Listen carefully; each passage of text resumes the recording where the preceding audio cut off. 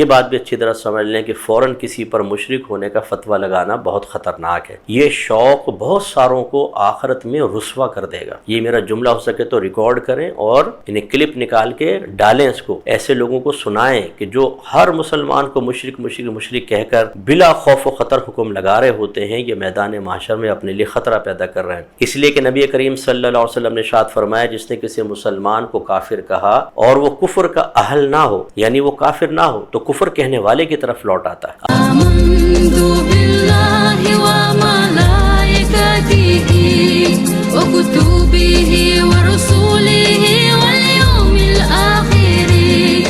اللہ نے فرمایا کہ ومن یشرک باللہ، جو اللہ کے ساتھ شریک ٹھہرائے، فقد افترى اثما عظیما، تو اس نے بہت بڑا گناہ ایجاد کیا۔ افطرا مانے ایک جھوٹ گھڑنا ہوتا ہے، اپنے پاس سے ایک جھوٹ کو ایجاد کرنا، ایک بہت ہی بڑا گناہ عظیم اس نے اللہ پہ الزام لگایا ہے کہ اللہ کا کوئی شریک ہو سکتا ہے۔ تو یاد رکھیں کہ یہ شرک کیا ہوتا ہے، کہ شرک کا مطلب ہوتا ہے اللہ کے ساتھ کسی کو شریک ٹھہرانا، اور شریک ٹھہرانا کس چیز کے اندر؟ یا تو اللہ کی ذات میں یا اللہ کی صفات میں۔ اس کو شرک فی الذات کہتے ہیں، اس کو شرک فی الصفات کہتے ہیں۔ اور اللہ کی ذات میں کسی چیز کو شریک ٹھہرانے کا مطلب کیا ہے؟ اس کا مفہوم یہ ہے کہ کسی کو اللہ کی طرح قابل عبادت سمجھنا، جیسے اللہ ہمیشہ سے ہے، ہمیشہ رہے گا، ایسا کسی مخلوق کو سمجھنا، جیسا اللہ کو کسی نے پیدا نہیں کیا لیکن ہر ذرے کی پیدائش کا سبب اللہ تبارک و تعالیٰ ہے، جس کو واجب الوجود کہتے ہیں۔ تو ایسا ہی غیر اللہ کو سمجھنا کہ اللہ تعالیٰ کی طرح وہ بھی واجب الوجود ہے۔ اسی طرح اللہ تعالیٰ بیوی بچوں سے، اولاد سے بالکل پاک و صاف ہے، لیکن اللہ تعالیٰ کے لیے بیوی ثابت کر دینا یا اولاد ثابت کر دینا، یہ سب شرک فی الذات کے زمرے میں آتا ہے۔ اور شرک فی الصفات کا مطلب یہ ہوتا ہے کہ جو اللہ کی صفات ہیں، مثلا دیکھنا، سننا، کلام،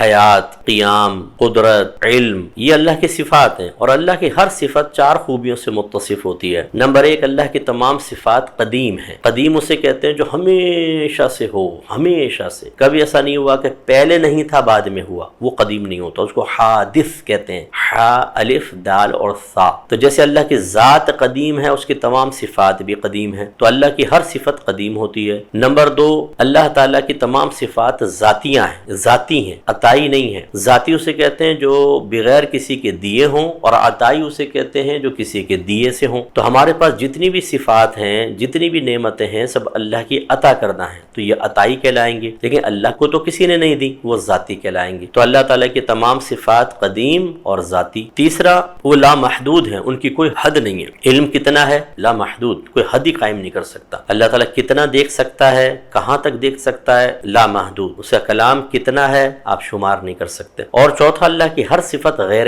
فانی ہے، نہ اس پہ فنا واقع ہوگی، نہ فنا واقع ہونا ممکن ہے۔ تو اللہ تعالیٰ کی صفات چار خوبیوں سے متصف ہوئی، ہر صفت قدیم ہے، ذاتی ہے، غیر فانی ہے، لامحدود ہے۔ اب اگر مخلوق میں سے کسی کی بھی صفت میں ان چار میں سے ایک بھی خوبی مان لے تو یہ شرک فی الصفات ثابت ہو جاتا ہے۔ مثال کے طور پہ ہماری جتنی صفات ہیں، اللہ کی قدیم، ہماری حادث، وہ ذاتی، ہماری عطائی، اس کی لامحدود، ہماری محدود، اس کی غیر فانی، ہماری فانی ہے، ان پہ فنا واقع ہونا ممکن ہے۔ اب اگر کوئی ان چار میں سے ایک کا بھی انکار کر دیتا ہے، جو اللہ کی صفات کی کوئی خوبی مخلوق کی صفت میں مان لیتا ہے، وہ پھر شرک فی الصفات میں مبتلا ہوگا اور دائرہ اسلام سے خارج ہو جائے گا۔ اس کو جب آپ سمجھ لیں گے تو اب یہ دیکھیں، اگر مسلمان میلاد مصطفیٰ صلی اللہ علیہ وسلم منا رہے ہیں تو کیا اس میں شرک ہو سکتا ہے کہ نہیں؟ تو بالکل بھی نہیں ہو سکتا، کیونکہ میلاد اس کی مناتے ہیں جو پہلے نہ ہو، بعد میں پیدا ہو، تو اس میں شرک کا کیا تصور ہوا؟ جیسے مزارات پہ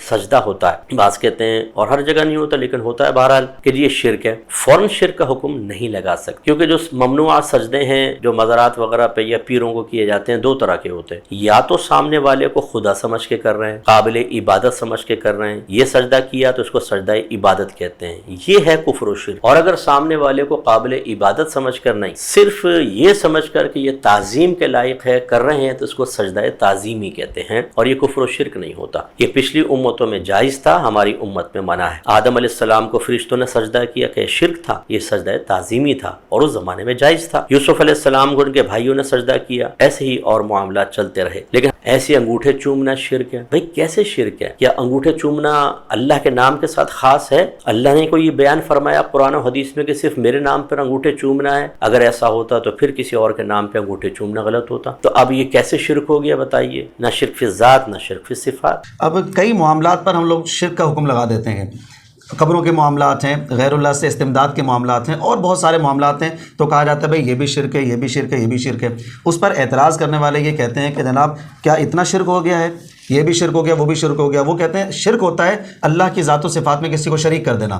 تو اگر غیر اللہ سے مدد مانگ رہے ہیں تو اس میں کون سا شرک ہے؟ سر اس لیے مردوں کے سامنے کھڑے ہو رہے ہیں، قیام کر رہے ہیں، ہاتھ باندھ رہے ہیں، تو اس میں کون سا شرک ہے؟ میں اس لیے آپ کو ذکر کر دیتا ہوں کہ ہمارے یہاں شرک والے اعمال جو دکھنے میں زیادہ آ جاتے ہیں، اس کی وجہ یہ ہے جس طرح آپ نے ابھی ایک جملہ ذکر کیا کہ شرک کہتے کہ اس کو اللہ کی ذات میں کسی کو شریک کر دو، اللہ کی صفات میں کسی کو شریک کر دو. ایمان سے یہی جملے ہمارے یہاں زبانوں پہ چل رہے ہیں. اللہ کی ذات کے ساتھ کسی کو شریک کر دو یا صفات میں. سر ایک بہت بڑا حصہ چھوڑ جاتے ہیں ہم شرک کی تعریف میں. اللہ کی عبادت میں کسی کو شریک کر دیا جائے، اب بتائیں وہ شرک ہے یا نہیں؟ وہ بھی شرک بنے گا. ظاہری سی بات ہے. یاد رکھیں کہ یہ شرک کیا ہوتا ہے کہ شرک کا مطلب ہوتا ہے اللہ کے ساتھ کسی کو شریک ٹھہرانا. اور شریک ٹھہرانا کس چیز کے اندر؟ یا تو اللہ کی ذات میں یا اللہ کی صفات میں. ہم صرف ان دو چیزوں کے اوپر لوگوں بھائی اللہ کی ذات میں کسی کو شریک کیا تو شرک ہے، اللہ کی صفات میں تو شرک. سر عبادت میں بھی کسی کو شریک کیا جائے تو شرک بنتا ہے. اب آپ غور کر لیں، قرآن پاک کو پڑھیں، وہ کون کون سی چیزیں ہیں جس کو اللہ تعالیٰ نے عبادت قرار دیا.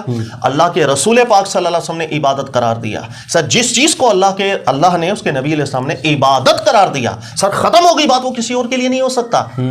دیکھیے گا اب موٹی موٹی چیزیں تو ہمیں پتہ ہیں. سر نماز ہے غیر اللہ کے لیے پڑھ سکتے ہیں؟ سر میں آپ کو بولوں لاکھ تعویلیں کر لوں کہ میں عطائی جہت میں نماز پڑھ رہا ہوں، میں خدا سمجھ کے نہیں نماز پڑھ رہا ہوں، پھر بھی کیا آپ اجازت دیں گے؟ کسی سے بھی پوچھ لیں. روزہ رکھ لوں، حج کر لوں، کسی کا نہیں. اسی طرح انما الدعاء هو العبادہ، یہ جو دعا ہے جو ہم اکیلے تنہائی میں کسی ایسی ذات سے عاجزاً مانگتے ہیں کہ جو سب سنتا سب جاننے والا، اس سے کچھ چیز مخفی نہیں ہے، اس کو بھی تو قرار دیا گیا انما الدعاء هو العبادہ.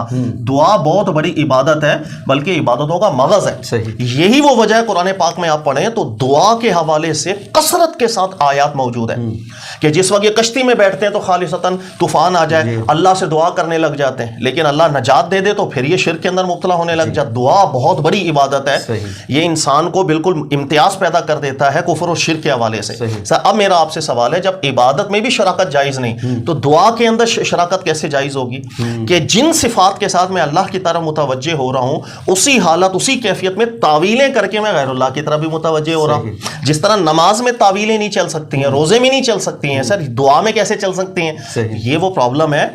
قرآن پاک کو کثرت سے پڑھیں، دیکھیں قرآن پاک نے کن کن چیزوں کو عبادت قرار دیا ہے، کن کن چیزوں کو اپنے ساتھ خاص رکھا اللہ رب العزت نے. ہم اس کے اندر بالکل نہ ذات صفات تک محدود نہ رہیں. عبادت کے اندر اگر کسی اور کو آپ نے داخل کر دیا یہ بھی شرک ہی ہوا کرتا ہے، جسے عبادت میں شرک کہا جاتا ہے.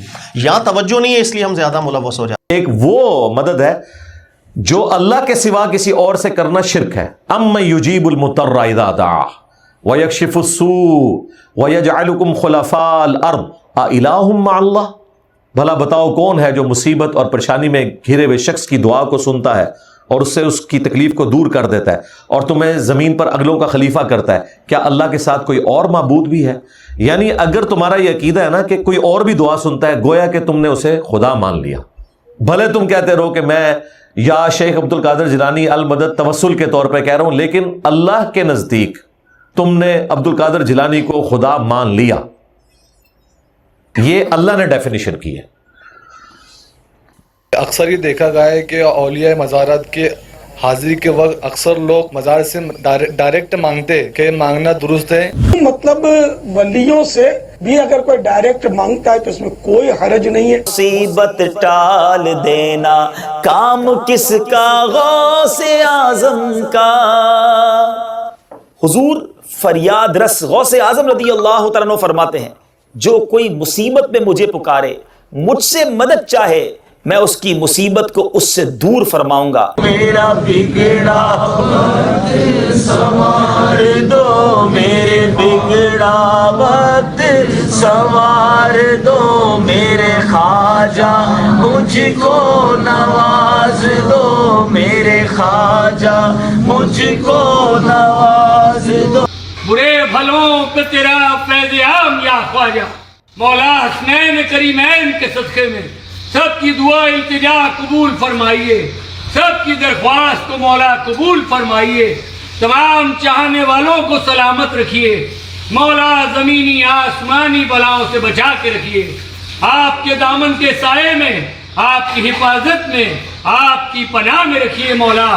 مولا غریب نواز، یہ جو وبا، یہ بلا بیماری جو پھیلی ہوئی ہے، اس وبا کو، اس بلا بیماری کو عالم انسانیت سے دفع فرمائیے۔ ہم نے برسوں تیری چوکھٹ پہ گزارے خواجہ، اس توقع پہ کہ تقدیر یہاں بنتی ہے، جمع ہو جاتے ہیں تقدیر کے مارے خواجہ۔ تم ہی ہو مالک و مختار یا غریب نواز، گر تم نہ کرو گے تو کرم کون کرے گا، اور جھولیاں ہم سب کی آپ کے سوا کون بھرے گا۔ مولا جو بے روزگار ہیں ان کو روزگار عطا فرمائیے، مولا جو قرضدار ہیں قرضداری سے نجات عطا فرمائیے، مولا جو بے اولاد ہیں ان کو نیک صالح اولاد عطا فرمائیے، مولا جو بیمار ہیں ان کو صحت کامل عطا فرمائیے۔ جو بھی لوگ غریب نواز کے چاہنے والے عید کے موقع پہ اپنی طرف سے بارگاہ غریب نواز میں عید کا تحفہ پیش کرنا چاہتے ہیں تو وہ آج اور کل کے، آج شام تک بتا دیں، اگر آج چاند ہو گیا تو کل صبح ہم پیش کر دیں گے آپ کی طرف سے تحفہ۔